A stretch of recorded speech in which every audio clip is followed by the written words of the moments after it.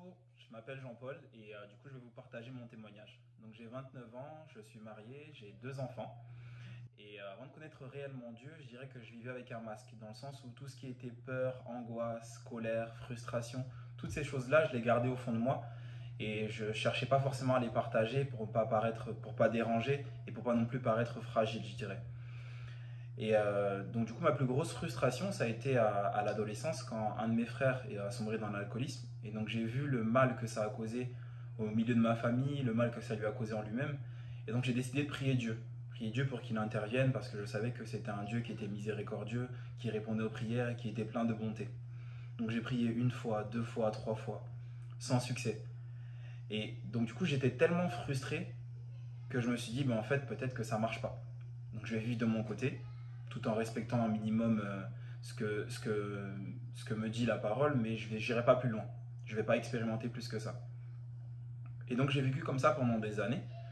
Et ce qui s'est passé, c'est qu'un matin, je me suis réveillé sur mon lit, et donc je me suis assis, j'ai senti un espèce de vide, un gouffre énorme dans mon cœur, et je ne savais pas en fait d'où ça venait. Dans le sens où, en fait, j'avais ma compagne, j'avais deux enfants, un travail, une famille qui m'aimait, des amis. J'avais tout pour être heureux, je dirais. Mais ce vide, je ne savais pas d'où il venait, je ne savais pas comment le combler.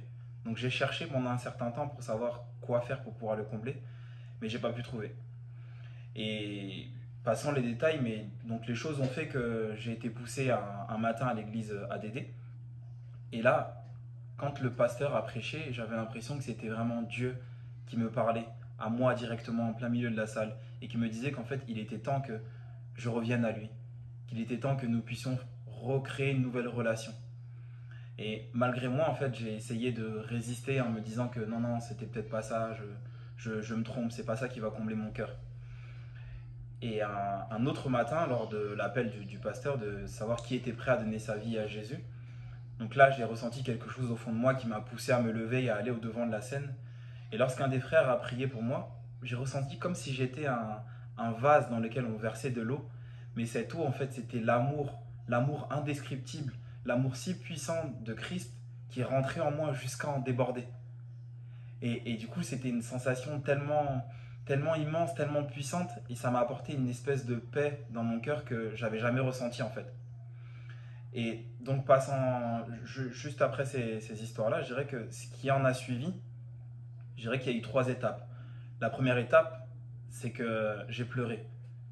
J'ai pleuré parce que je me suis rendu compte que la vie que j'avais pu avoir avant, la vie que j'avais pu faire avant, n'était pas en accord avec ce que Christ attendait de moi.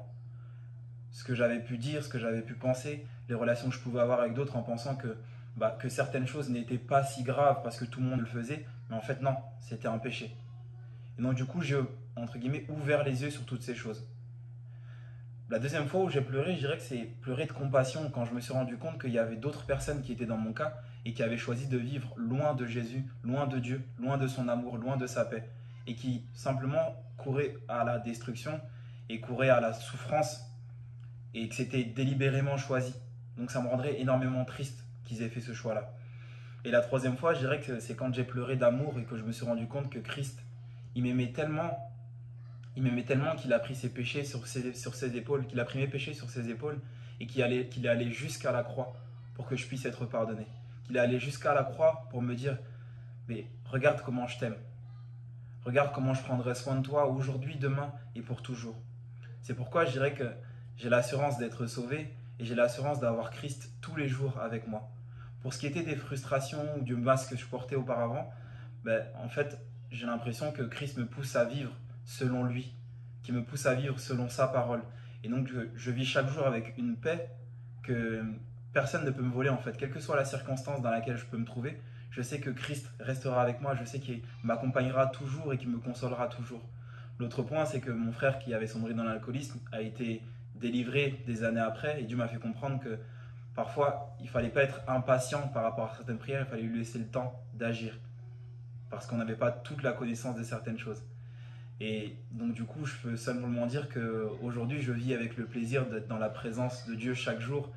Et chaque jour, je prends plaisir à le connaître un peu plus. Chaque jour, je prends plaisir à le voir agir dans la vie des autres un peu plus. Et chaque jour, je ne peux que le louer et l'adorer. Voilà. Amen.